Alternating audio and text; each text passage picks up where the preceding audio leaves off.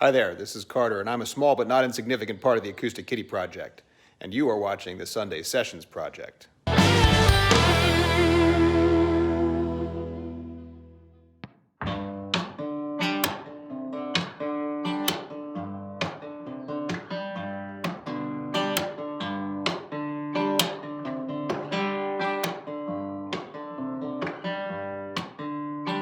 I grew up in the shadows of rust, saw the death of the American dream. They were kind enough to leave the bones for us after they'd picked them clean. Some of my friends said it was the end. I knew that there had to be more than breaking you back and selling your soul to the man the company stole.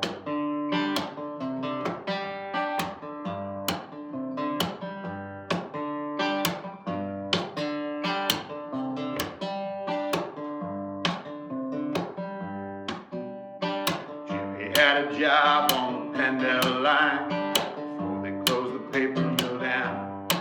Now he's hanging out with the drunks and whores in a bar on the south side of town.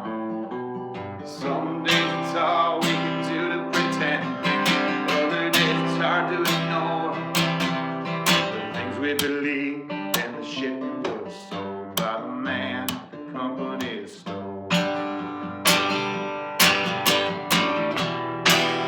If you give it away, who's gonna buy it? You gotta make 'em pay, 'cause every man has his price. And I know mine.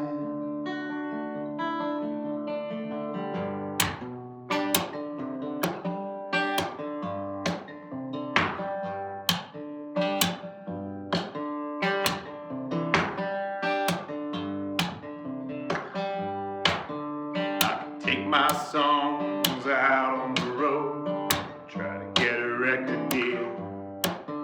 If there's anyone left who gives a damn, at least about anything real, I can build my brand and live in a band, call it my national tour, but it's just another job and another line at another kind of company store.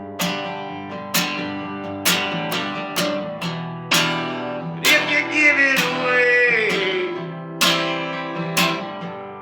who's gonna buy it? You gotta make 'em pay, 'cause every man has his price. And I know mine.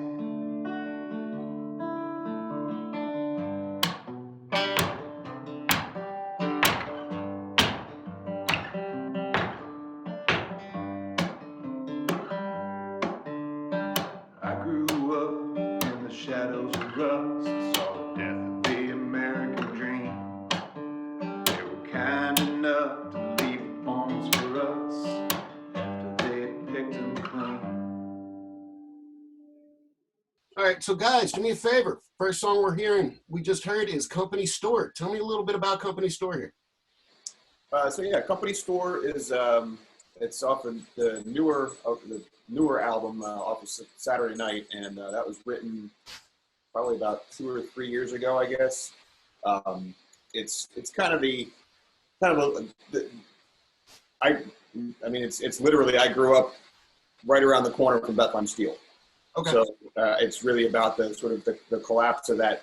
In the 80s and 90s, everything kind of fell apart for Bethlehem Steel, and watching all of that sort of deteriorate, and watching all the landscape deteriorate, and these big empty warehouses and big empty production facilities and all this stuff just sort of sitting there collecting dust, and several years, decades, whatever it was later, they turned the whole thing into a festival ground and art space and everything else. So they reclaimed it and turned it into something totally new. And I kind of felt there was a lot of similarity between that and the music industry when the bottom dropped out and music became free all of a sudden. It was kind of just a statement to say it's really the same thing. We've got to reinvent what was here before and try and make it better for ourselves. But you know, as the chorus goes, if you give it away, who's going to buy it? And it's you know, it's a matter of kind of a tongue-in-cheek thing to say, you know, it's not what it used to be, and it never will be what it used to be. So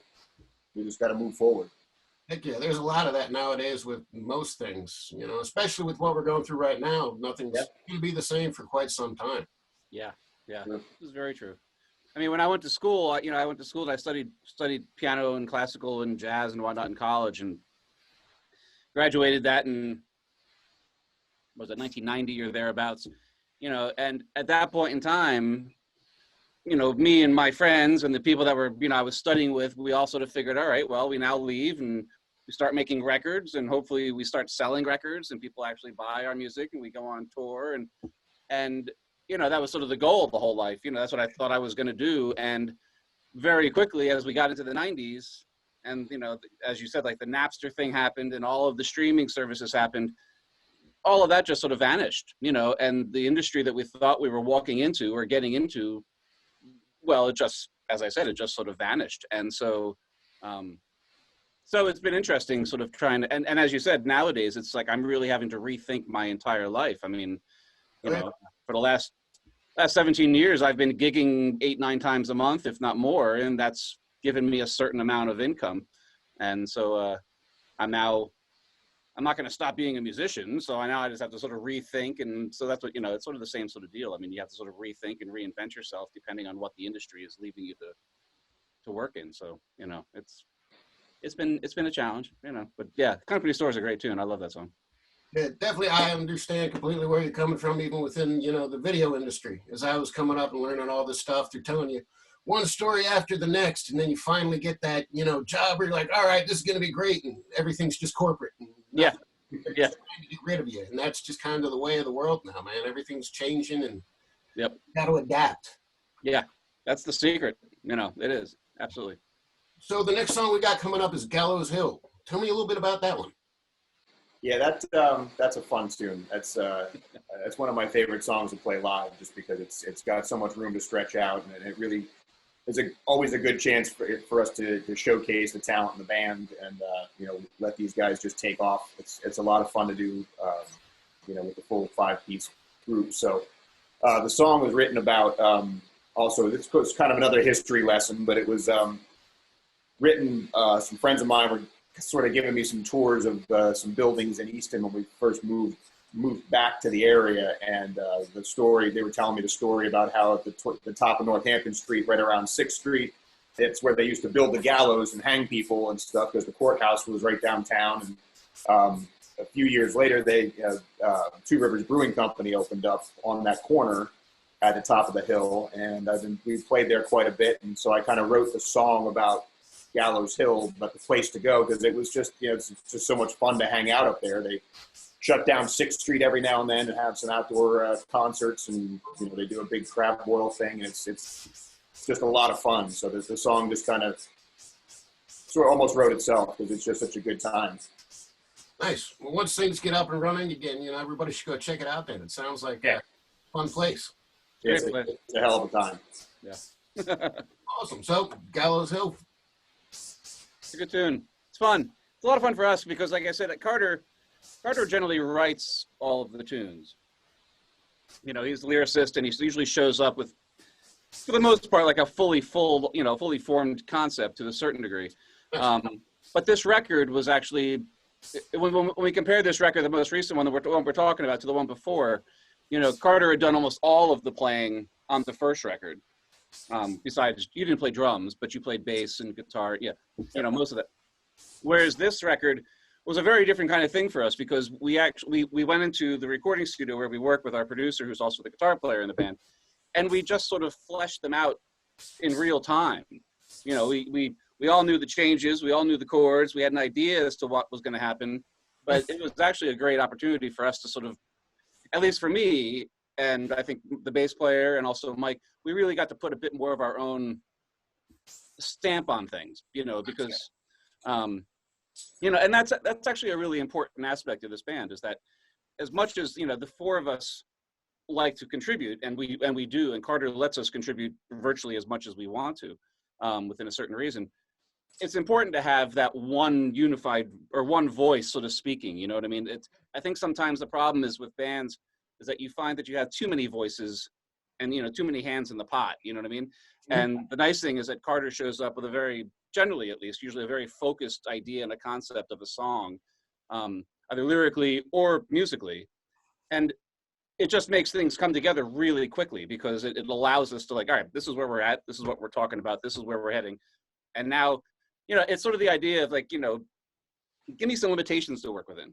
Don't just give me a blanket and say, you know, go nuts, you know, like, let me, you know, give me a, you know, and that's the nice thing about, I mean, Gallows Hill is actually one of those songs that's probably the loosest of any of the tunes we do. And it's actually, it's incredibly simple. I mean, it's really just a straight blues, like, essentially. It's a very, you know, I remember the first time we played it, I was like, yeah, it's like a blues without a turnaround. And I'm like, I don't even know what that means. It has to have a turnaround, but it doesn't even have a turnaround. So it's like this very, very simple tune, but the lyrics are great and they're funny and there's a humor in there. And, you know, anyway, it's a good tune. It's a great tune to play live. I enjoy it.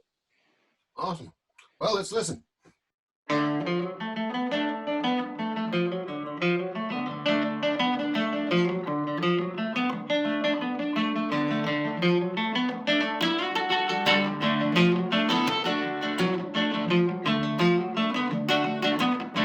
Going up to Gallows Hill, gonna have me time. Going up to Gallows Hill, gonna have me time. Come along, meet some friends of mine.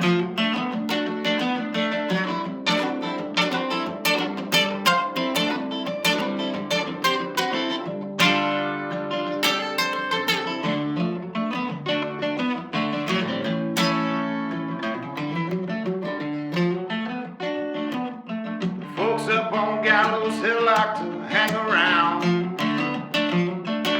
The folks on Gallows Hill like to hang around.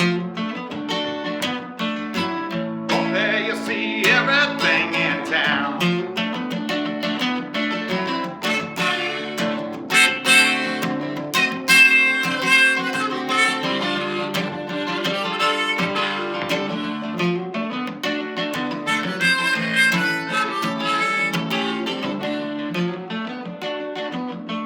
Ladies on Gallows Hill gonna treat you fine. Them boys on Gallows Hill gonna treat you fine. Ask for water, you sure to get some wine. Oh my!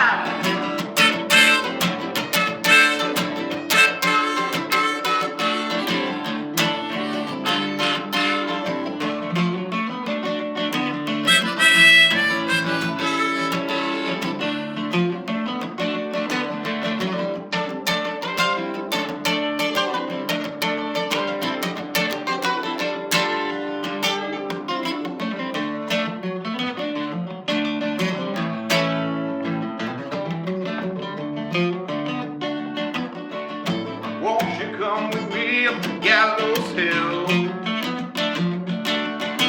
Come along with me up to Gallows Hill. You gon' go out and find someone that will. You know I will.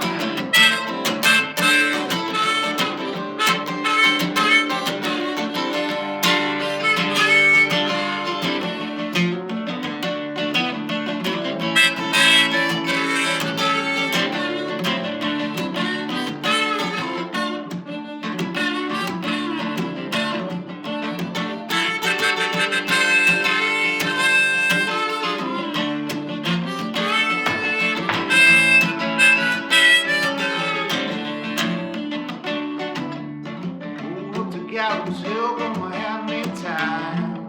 Going up to Gallows Hill, gonna have me time. Come along and meet some friends of mine.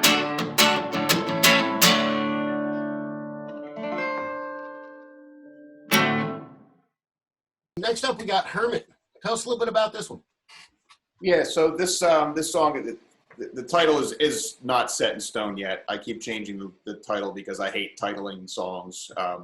But the usually whatever the chorus is, that's what I call the song. So it just, yeah, at this point, I'm trying on different outfits for it. But the story behind this one is really it actually comes from a Zen Buddhist tradition. There's a story of a student who goes to seek out a teacher, a master who's living off in the mountains somewhere and wants to learn all about enlightenment and how to become an enlightened being and all the fun things that go with that. And the teacher tells him that the secret is that before you attain enlightenment, you have to chop wood and carry water. And then after enlightenment, you have to chop wood and carry water. And that was the lesson. That was it. It's just work. Just do your work, do your job. And that's all there is. It doesn't get any more complicated or simple than that.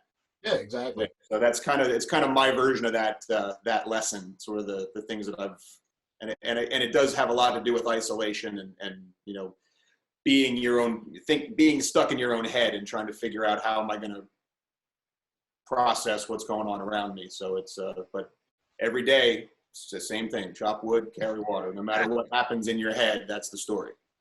Nice. Very cool. Yeah. That's all I have nothing much to add to that one. That's a brand new one for me. So I've listened to it a few times, but we haven't actually worked on that one yet. Yeah, we haven't played that one yet. That's great. No. I can't wait to kind of Okay.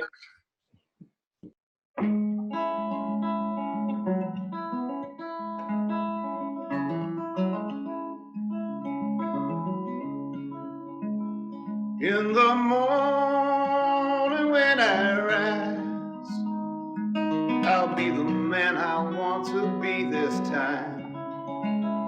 Every day begins again. I can change the how, the where, the when.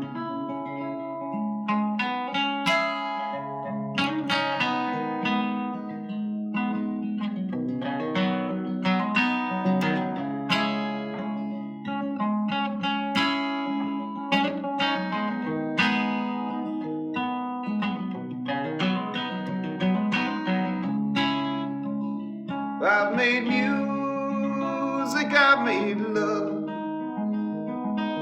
Neither one has ever been enough. What I call reality, nothing but the memories of a dream. Chop wood, carry water. This life is like no other I've seen. Chop wood, carry water. This life is like no other I've dreamed. Baby, I've dreamed.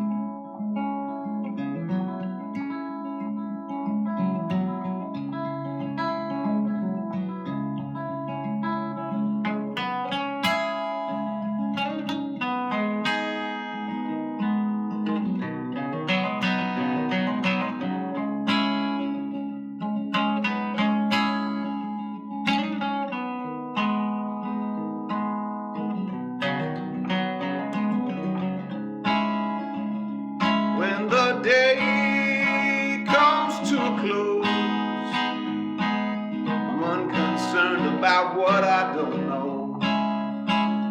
Let it be my epitaph. We're all born crying, have to learn to laugh. Chop wood, carry water. This life is like no other I've seen. Chop wood, carry water. This life is like no other I've dreamed. Baby, I've dreamed.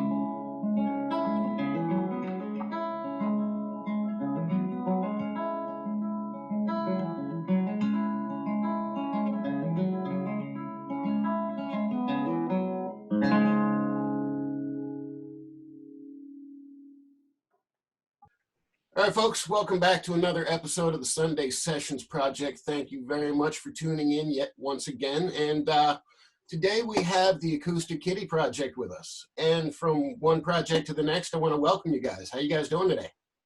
Doing good. Well, So tell us who you are and kind of what you guys do in the band.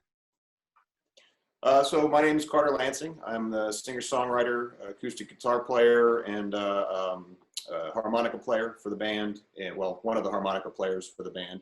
I wrote all the songs that we do on the 2 albums that we have, and have been doing this. I've been playing music for, well, since maybe the mid '90s. I joined the band.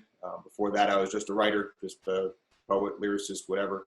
But the bug caught me, and I had somebody got me a guitar for Christmas one year, and I learned how to play, and it just happened at the right time and in the right way, and I just kept following it, and it led me into a group of guys that I'm just thrilled to be able to play with, and they love my music, and I love to play with them. So it's all, I don't feel like I did any of it. I feel like this is all stuff that I stumbled into, and I'm lucky enough to be able to do it. So here we are.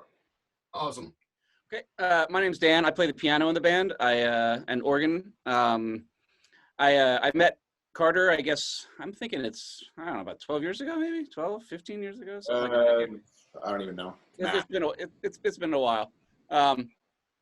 Anyway, we met at an art gallery downtown in Easton, and I think we had both sort of known who each other was, but we'd never really met. We introduced each other, and somehow conversations began, and next thing you know, I was just doing session work, originally just playing on the first record, and then I think I ended up learning more songs than I needed to for the session, and ended up playing on all the songs. And then Carter's like, "Hey man, you want to join a band?" And at the time I was honestly in, like, I think 3 or 4 bands. I don't really remember how many. But Carter's music sort of spoke to me in a way that some of the other bands I was in wasn't speaking to me anyway, in the same way. And I suppose that's sort of the easiest way to put that. I have my own jazz trio that I write for, and I've written a ton of music for my own group. So I have a trio, and then, like, I teach college, and I teach piano at college, at music. I teach at Moravian College.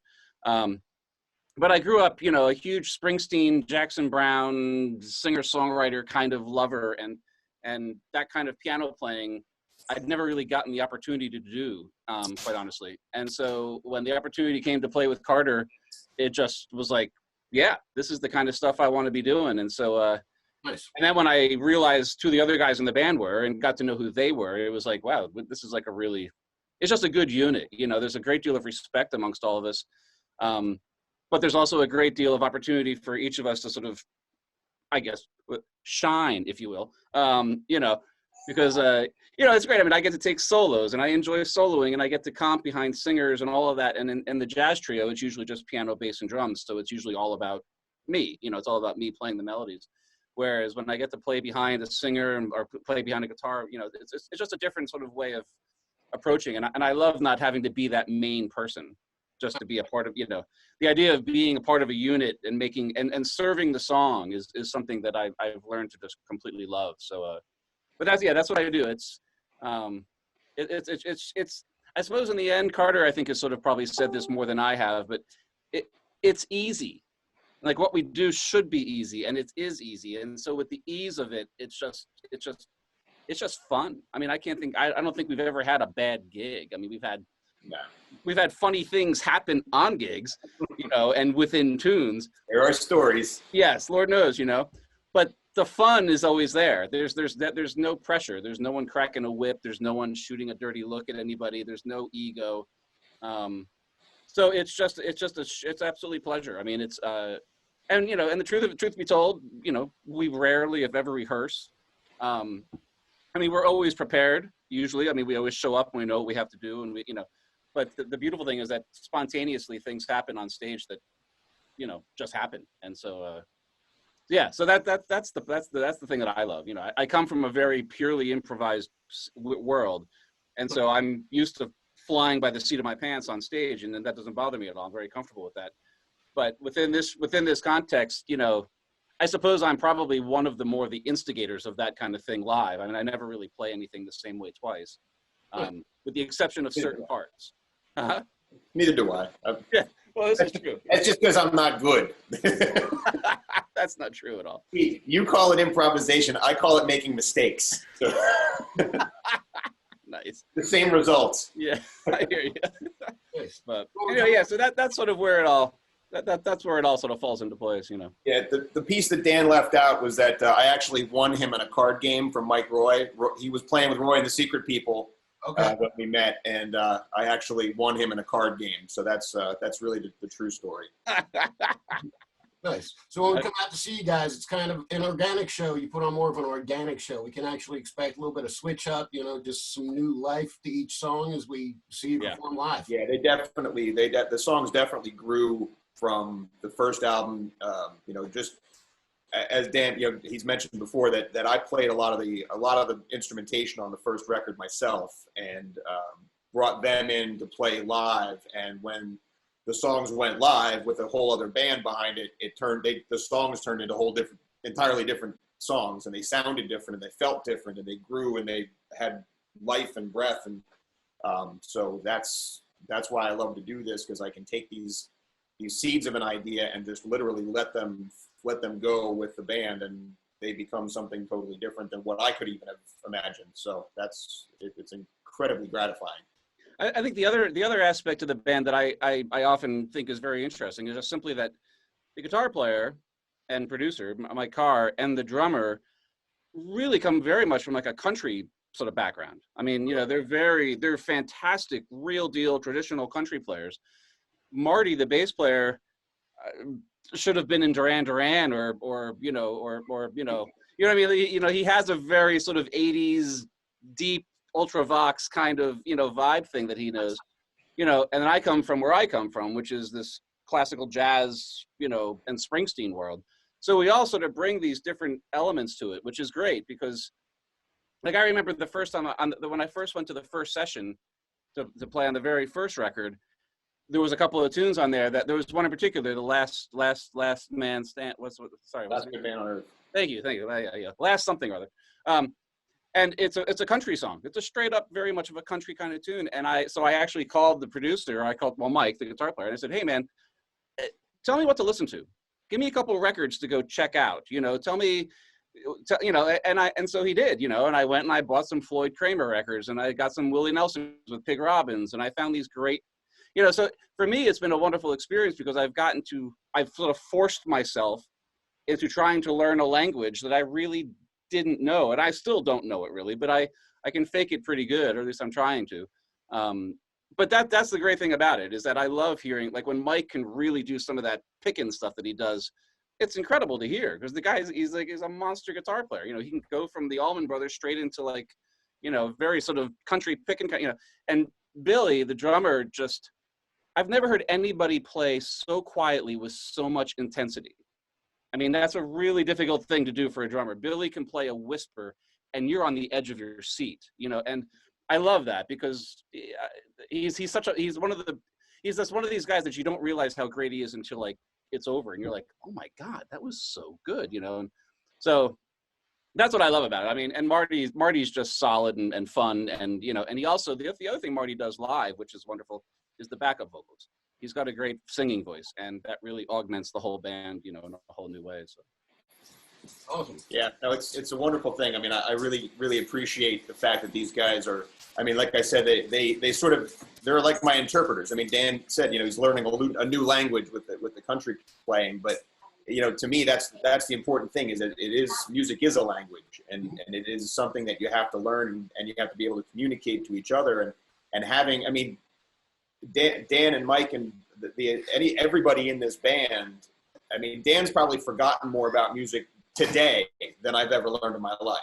So being able to lean on these guys and say, hey, this is the sound I'm trying to get, and they already know it. They already know how to do it. I can say, I want this song to sound like, I think about San Francisco. When I came in, I had written the song, and I said, this is, you know, I want this to have that sort of, that 60s soul sound to it. I want it to be I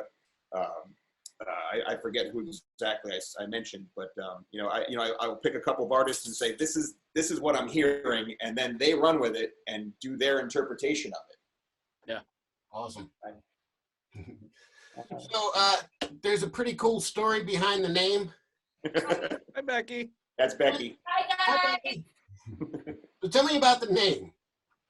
So the name Acoustic Kitty Project came from, I was listening to an NPR story about, it was actually a book that had been released in maybe the early 90s called The Wizards of Langley. And it was all about declassified CIA documents that had been, this author had gone through and pulled out the most ridiculous things that the CIA has ever done.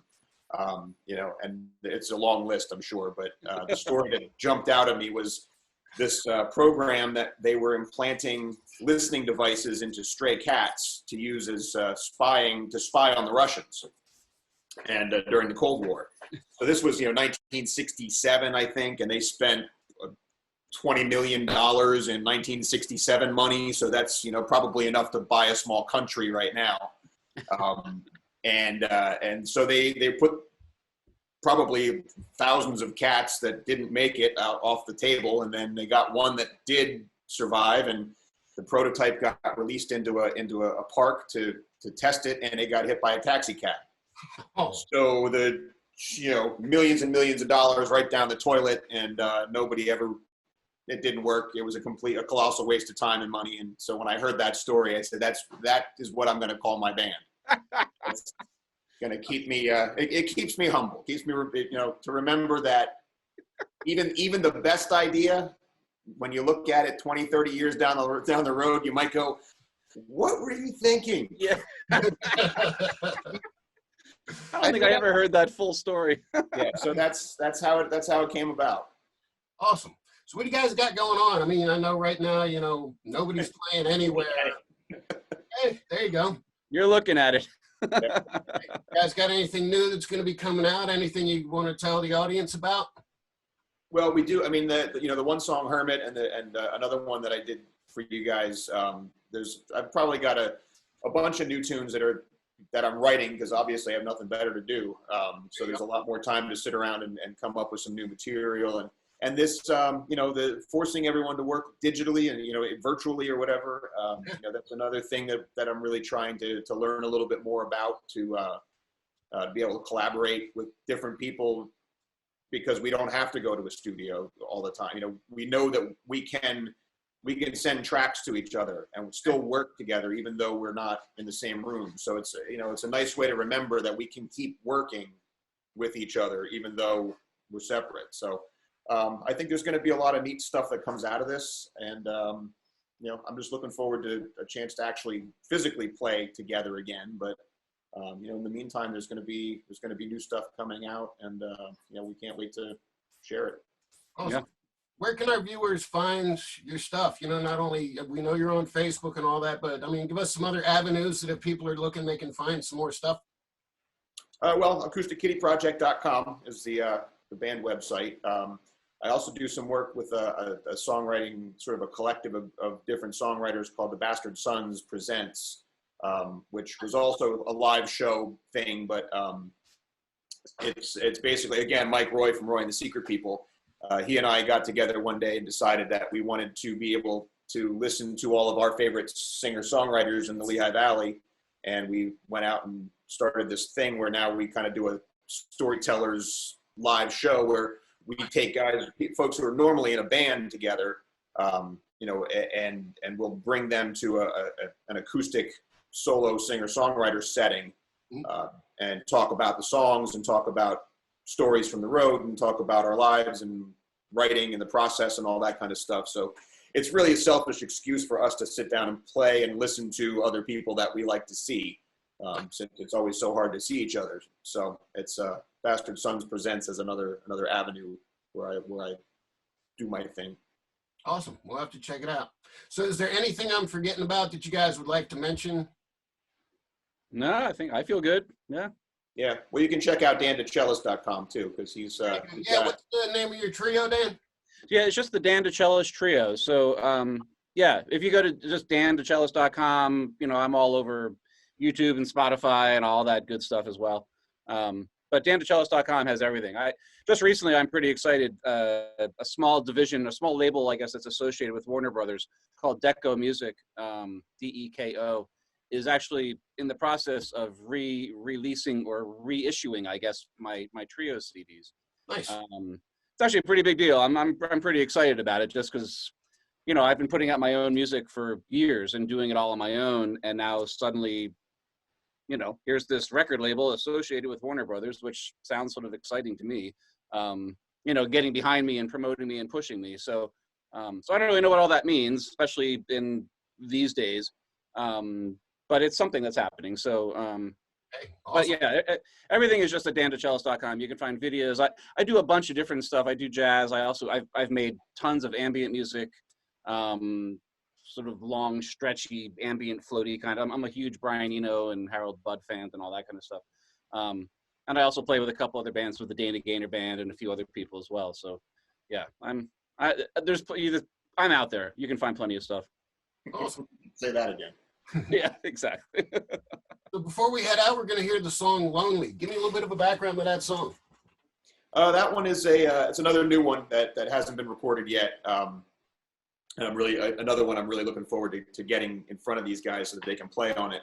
I want to hear where they go with this one, but it's a song about ironically, it was having too many shows. I mean, not that you can have too many shows. You know, we play. That's what we do. That's the reason that I make music is to play it. So I go out and, you know, I always say, you know, Becky, my wife Becky, was the one that pushed me into this. You know, when we started dating and I started playing her my songs, she said, "What the hell are you doing on my couch? You should be out there gigging." Nice. And so now that I am, she stays home because she's a homebody and she doesn't have that itch for the rock and roll lifestyle or anything like it. So you know, I leave and she stays home, and every time I leave, it's terrible. It's something I don't want to leave. I don't want to go out and do things. I want to be here in my house with my dogs and my wife and my goats and doing all the things that I do. And I'm really comfortable here, but you know, it's this living in this, you know, dual world of being out and being home, and both of them define who I am. They're both a big part of my life and big part of, you know, what makes me happy, what makes me feel complete. So this song is sort of about that. Sometimes it's a balance, sometimes it's friction, sometimes it's, you know, it is what it is. It's just, you know, but you know, the song was really reminding both of us that, you know, we're not the only ones who are lonely. You know, you may be somewhere missing somebody, but they're missing you too. So it's kind of, you're not alone. It's even though you're lonely. Well, tell Becky we say thank you. If it wasn't for her sacrifice, we wouldn't have today's episode. Nice. That is right. Well, hey, thank you guys very much for joining us and helping us bring, you know, the crowd another new episode tonight. Folks at home, thank you again for watching. We greatly appreciate you tuning in. Remember, you can find us on Facebook, YouTube, Spotify, Stitcher, wherever you get your audio or video to entertain you. There we shall be. Please remember to like, share, subscribe, and we will see you again, hopefully next week. I wanna see you cry. I don't wanna say goodbye. It just happens this way. You know, I wish that I could stay, but the music's calling me. There's someplace I've gotta be, in some dark and dirty bar, too far away from where you are. You're not the only one that's lonely. You're not the only one that cries. But I know that there are only two things in this world keeping me alive: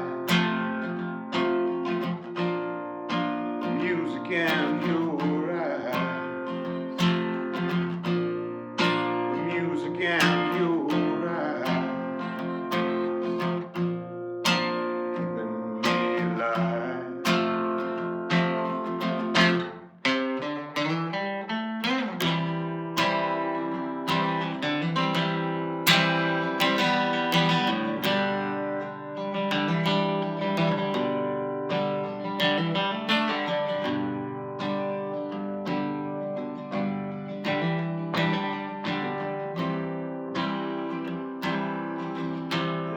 no salvation on the road.